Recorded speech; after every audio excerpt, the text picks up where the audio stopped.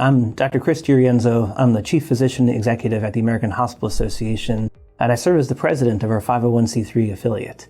I joined AHA in January, having spent the better part of 10 years as a chief physician in hospitals and health systems before then, and now it's my privilege to get to be a member of AHA's leadership team.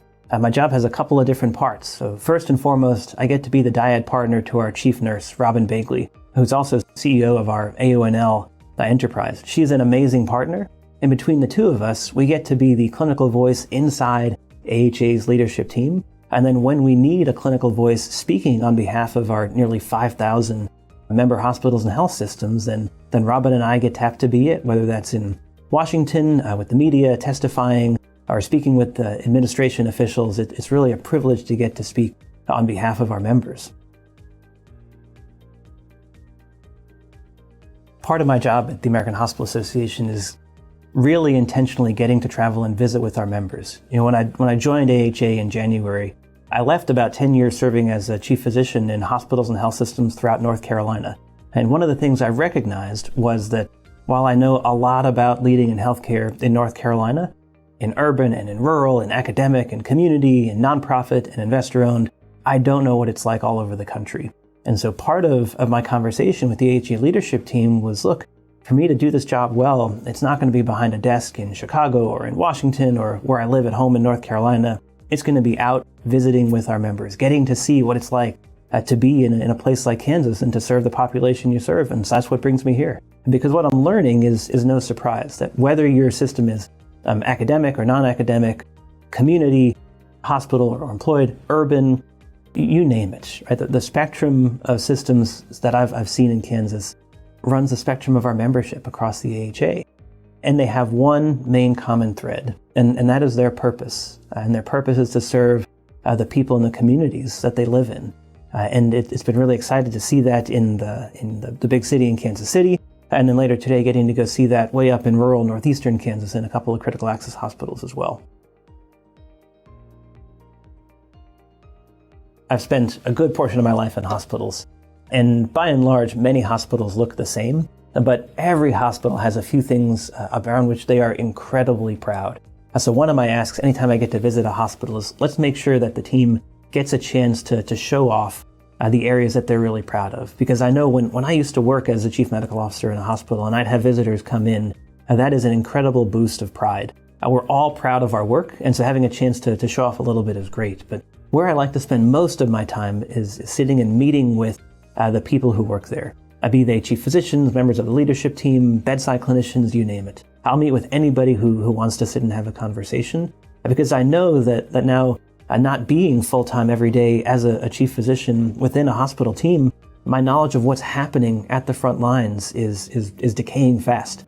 So in order to be able to be an authentic advocate for our member systems, I need that kind of information to know what's actually happening. What are the challenges you're facing every day, so that as an AHA, we can help lift those up nationally, and then of course here at the state level, KHA can lift those up as well.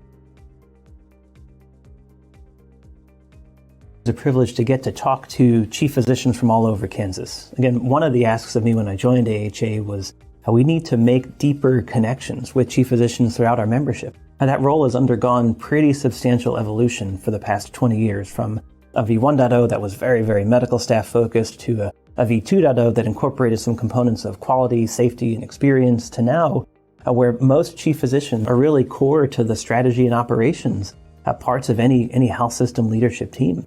And that can be challenging, right? I hear from chief physicians all the time that their jobs can be lonely. They're driving really challenging transformation, that frequently they don't have someone within their system who can really understand the problems that they're facing without them having to explain them, and they lack a national network for that. And so that's something that we're building within the AHA, is a space for chief physicians to be able to connect with each other, and to be able to connect with those who are higher in the leadership chain than them, and learn how they can be successful.